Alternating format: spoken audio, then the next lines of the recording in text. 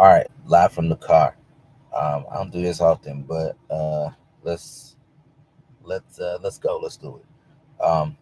So on the picture, you got Mr. Miyagi, Daniel-san. You got Rocky, and oh snap, I'm forgetting his name.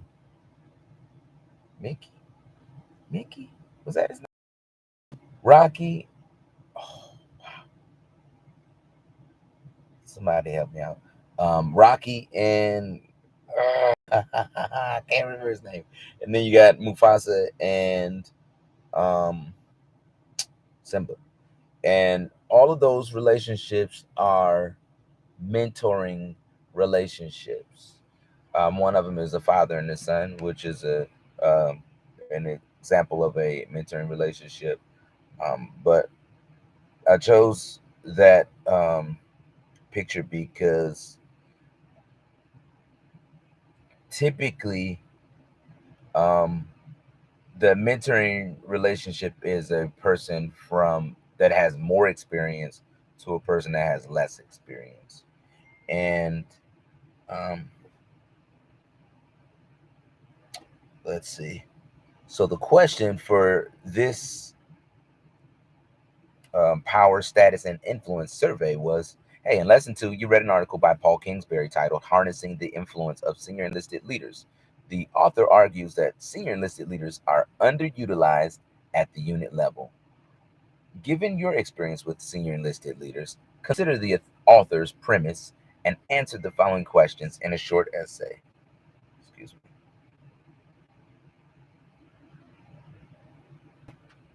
Um, if so, oh my gosh, I'm so sorry. Okay. Um, The author argues that senior enlisted leaders are underutilized at the unit level. Given your experience with senior enlisted leaders, consider the author's premise and answer the following questions in a short survey. So, this question or prompt assumes one thing, it assumes that majors or major selects have had experience with senior enlisted leaders. I will say, personally, I have, just because um, within our career field, we have dealt with not necessarily senior enlisted leaders within the construct of this article. This article was speaking more so to a squadron superintendent.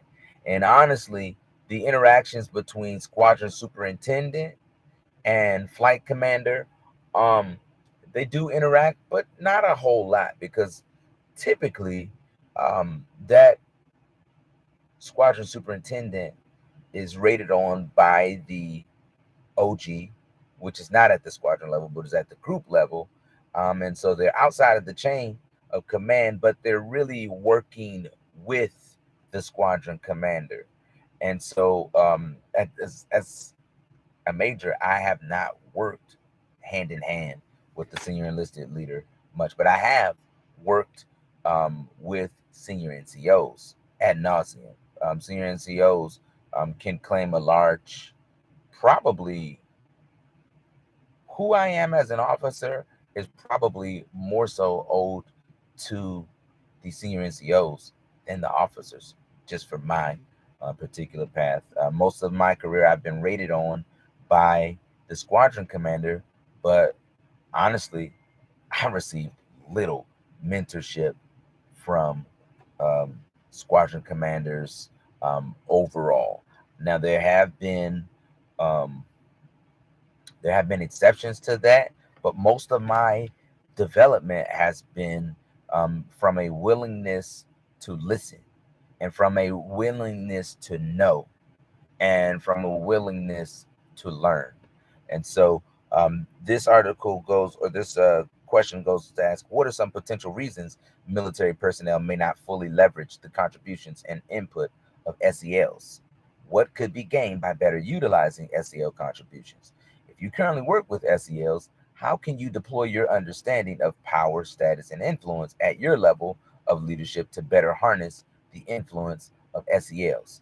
If you are not in a position where you interact with SELs, what could squadron commanders do to better utilize the contributions of SELs. If you were in a position to advise SELs themselves on strategies to gain status and influence, what would your advice be?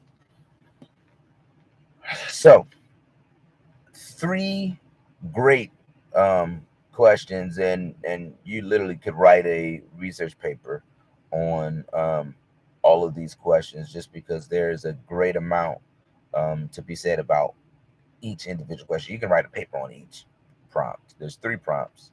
So, addressing the first prompt, what are some potential reasons military personnel may not fully leverage the contributions?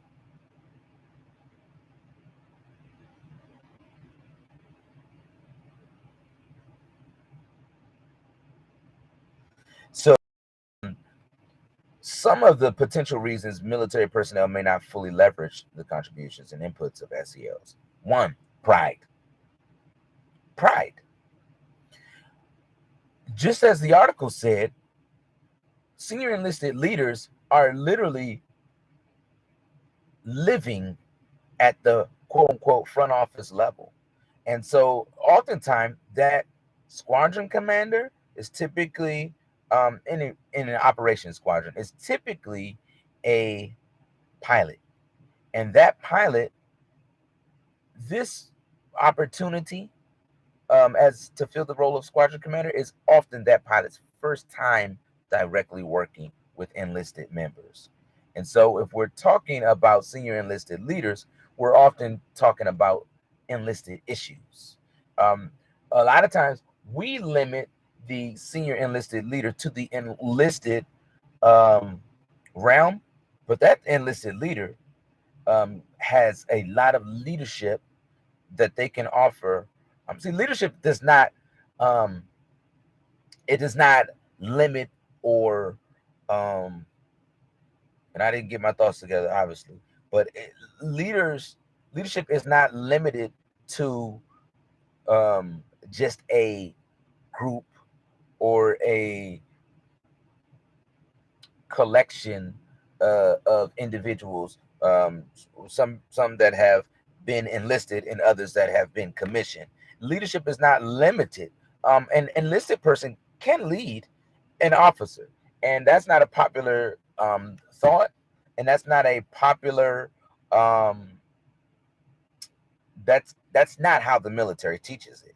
That is not how the military teaches it. Officers are the leaders, but you have formal leaders and you have informal leaders, and we're talking about status and we're talking about power and influence. And I've been a part of units where enlisted members definitely had more status than the officer there.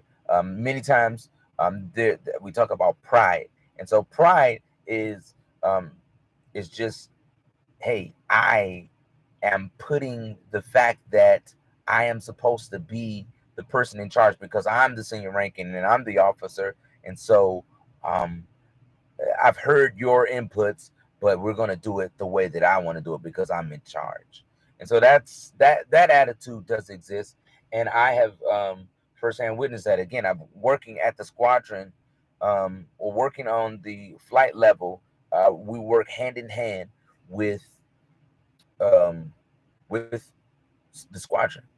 And so, just as that senior enlisted leader is supposed to be the the mouthpiece, if you will, between officer and enlisted, um, the flight commander is the mouthpiece between the officer, the commander, and the officers. And so you have two different levels operating. And um, again, officers will often not receive input from non-officers. I've talked to senior NCOs that have said, "Hey, you know, I can remember as a young lieutenant, just being um, having a feeling of like gross unpreparedness.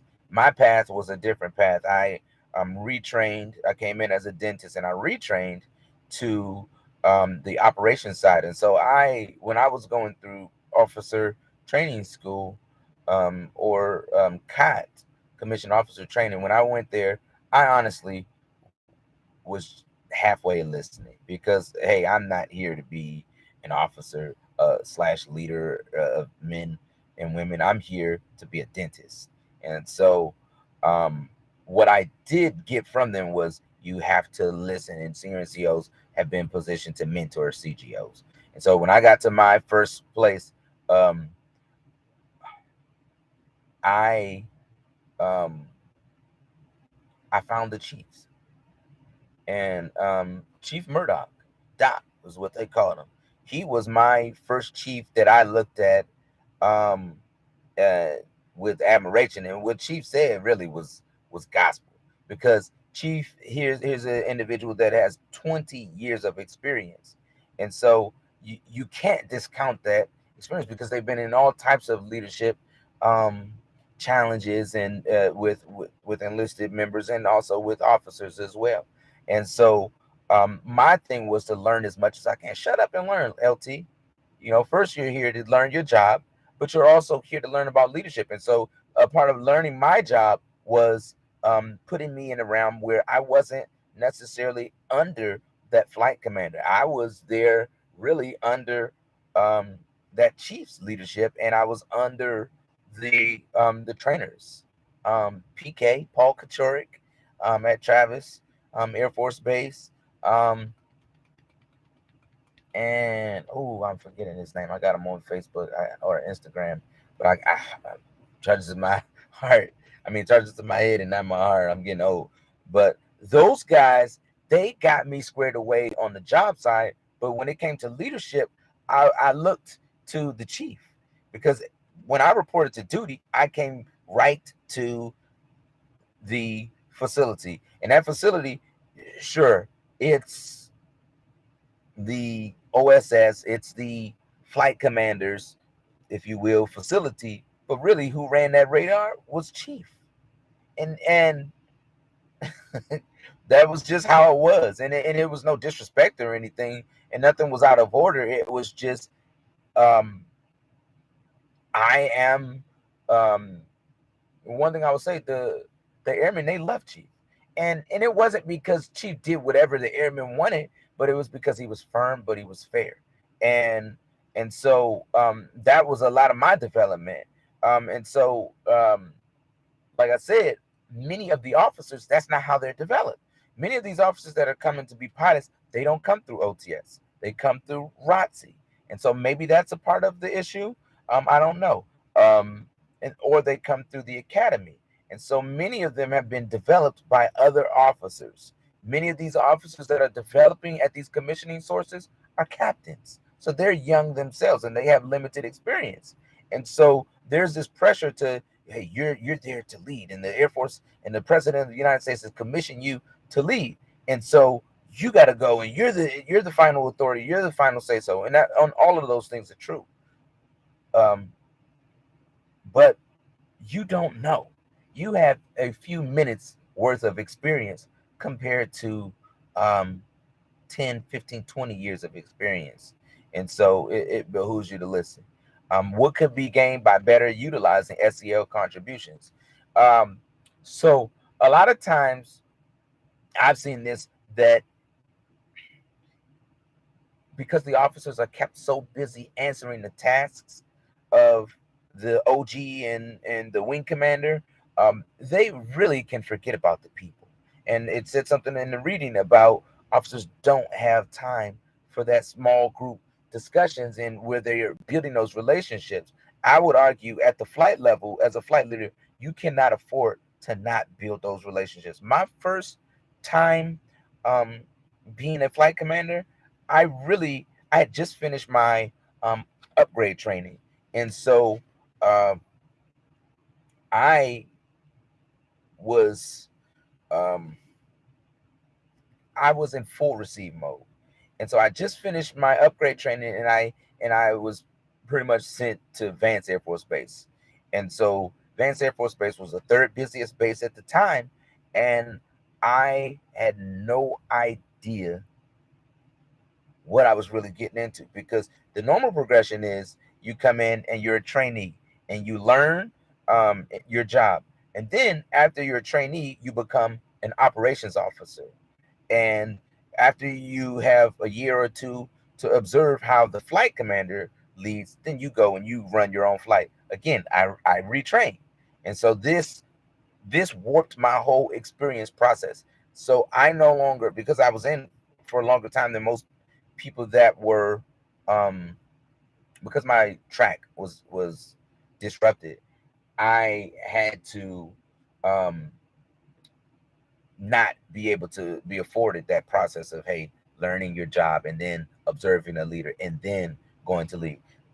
My path was, all right, you learned your job, now you're the leader. And so I didn't have that opportunity, and so I was in full receive mode.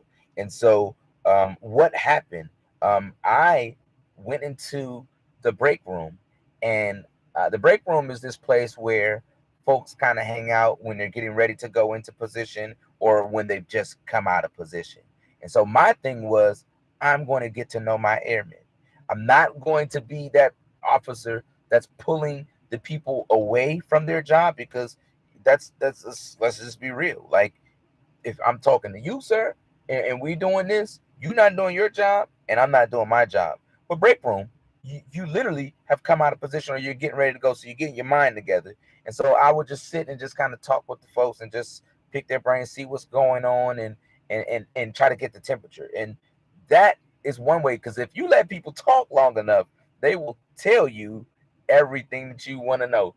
And sometimes it's not like they meant to do it. Sometimes it's just on accident, because you just start asking why, why is that, why is that, and people start to thinking, and then they get comfortable, and all of a sudden they don't even see your bars or your yeah, they don't see your bars or they don't see your oak leaf, and then they start to um confiding, and they get not necessarily a comfort level, but maybe a comfort level with talking to you as a leader, and they begin to feel that this person actually cares about me, and I'm not just a pawn, because many officers treat their enlisted persons like pawns. And so what really improves as a result of utilizing those senior enlisted leaders is communication.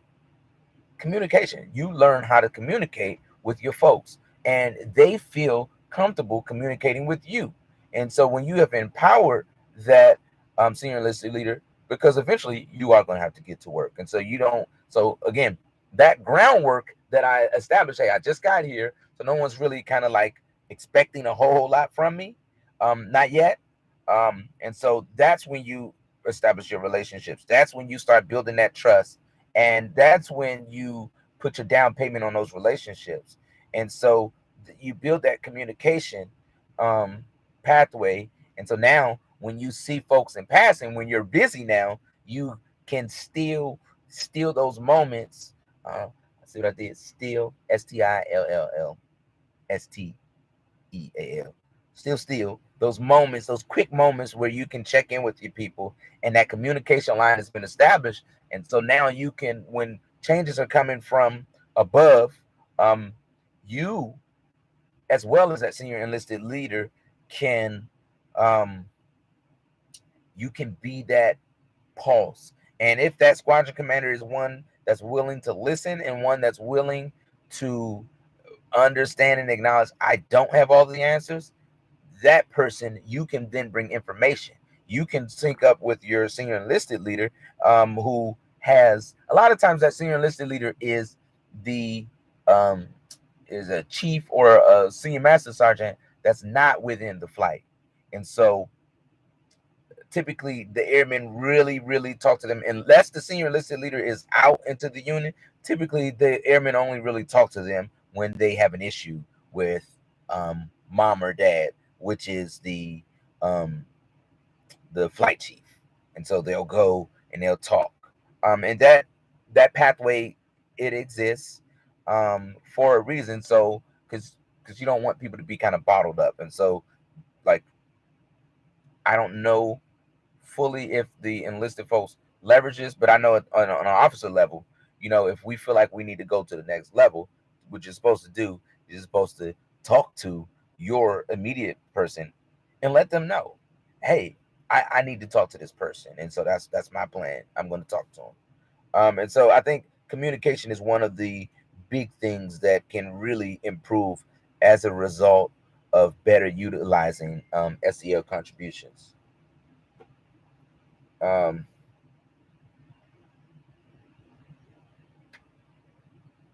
sorry. All right.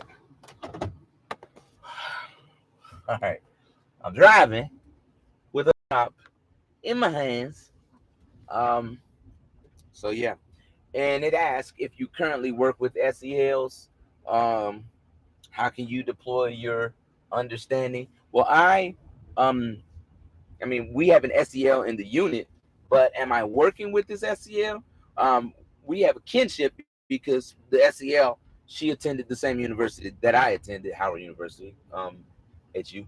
Um, and so we have that kinship, but in terms of working with her, I would say no. I don't necessarily work with her. Um, and so I would have to go off of. Can you drive or no? Yeah, I got to go. Shoes. Okay. Um, and so I would say that um, my conversation of SEL and how to better utilize their contributions will be based on a historical reference. And so historically,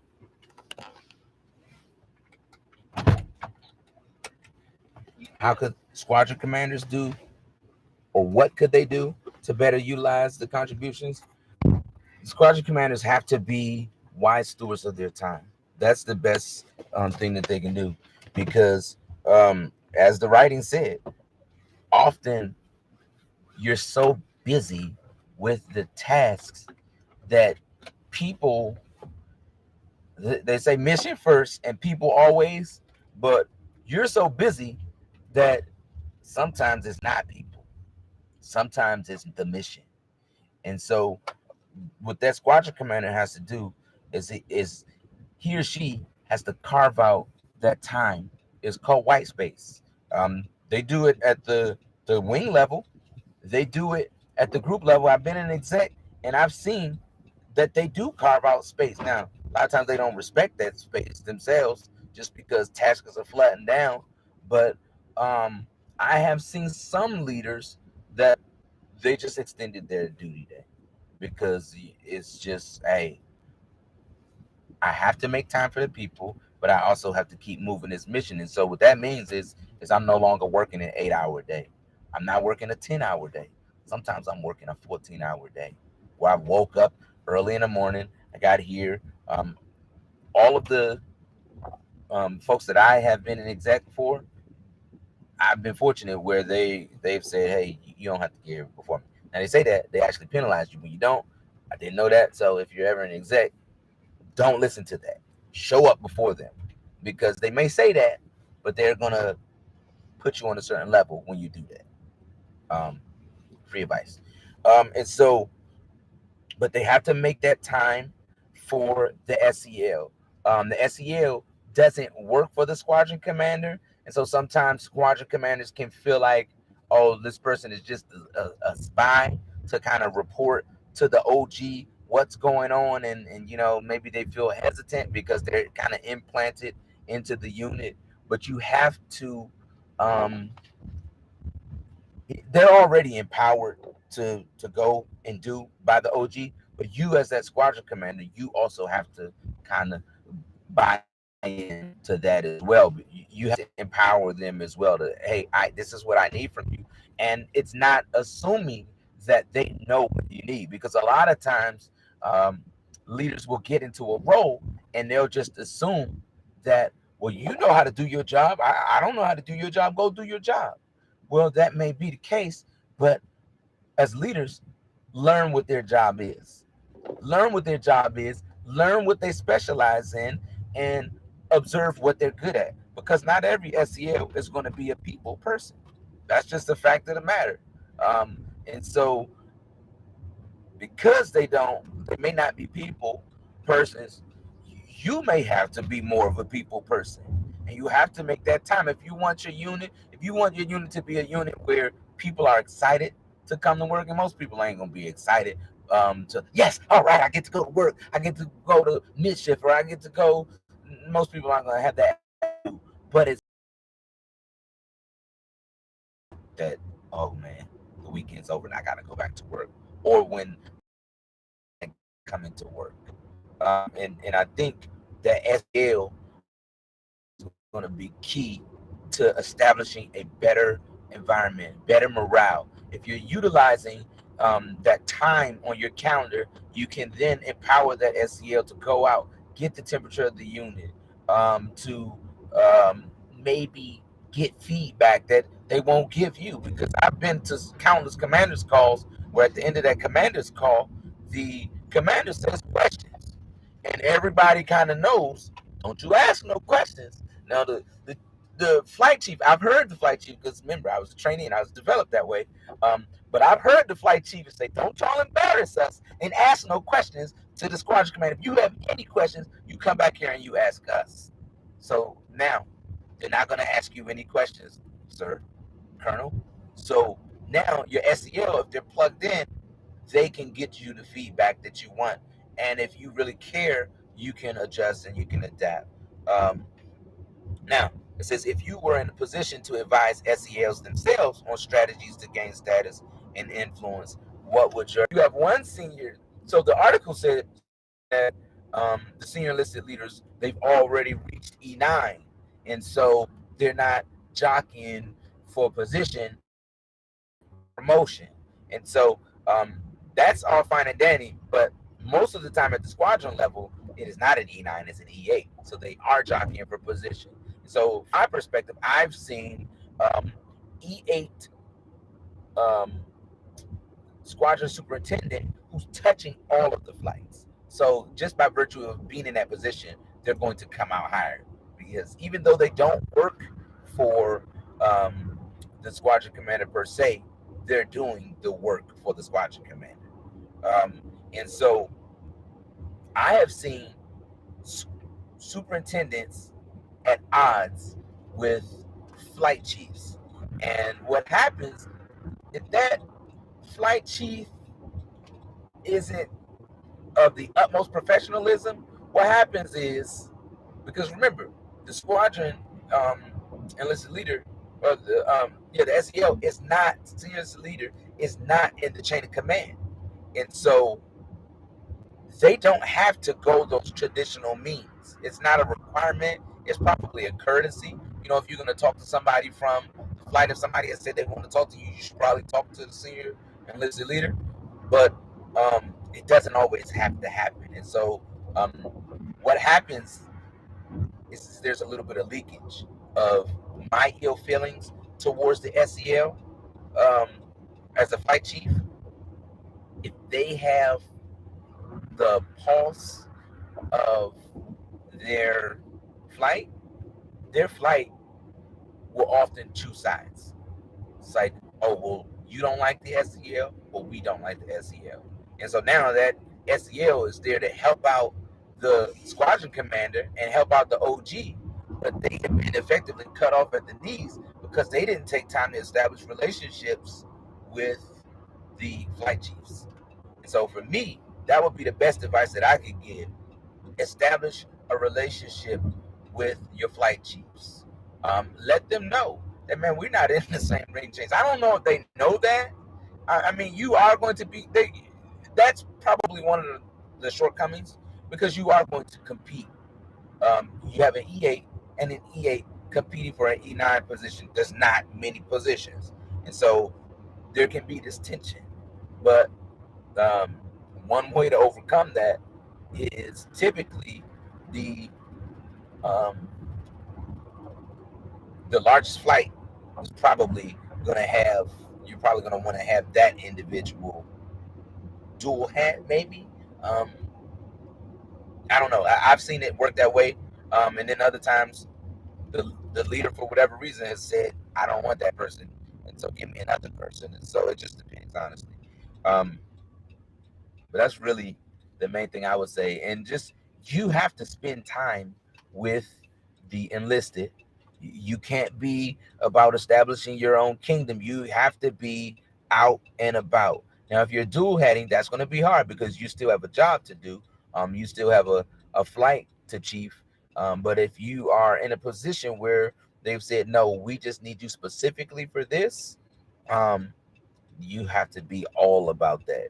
And it's not just only being about on the enlisted side. You have to be bold enough, um even when it's not good news, to tell the squadron commander. Now the squadron commander, they have a choice what they do with that information, but you have to be that voice. And if they're getting upset with you, because some leaders, when they hear information that they don't want to hear, they take it out on the messenger.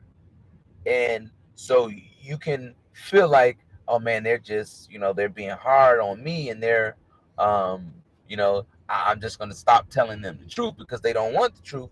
But as that senior enlisted leader, you have to have that boldness and that courage to keep going and to persevere, because ultimately, again, you are working for the squadron commander, but you're not in their chain, and so you just give them the truth, and you operate like that. Um, I don't know if the OG will want you to kind of like share that information, um, but it's going to be a very fine balance between the squadron commander, the squadron, I'm sorry, the flight chiefs, and the OG. And so it's just going to spend a lot of, or you're going to have to spend a lot of time building those relationships, if you want to be effective. Being an honest broker, not telling one person one thing and then telling other people something different. Like, you have to be an impartial person. You cannot choose favorites. Everybody has those people that they gravitate to, but in a unit, you're going to have different personalities. You're going to have the in group and you're going to have the out group. The squadron enlisted leader cannot afford to operate in the in group only. They have to go to the out group as well, and you have to get everybody. This is how, um, you're always gonna have an out group. That's just how it is. But this is how you can maybe minimize that out group, and this is how you can bring the out group into the fold by letting their voice count. And that's really all I got to this topic. Hope it was useful.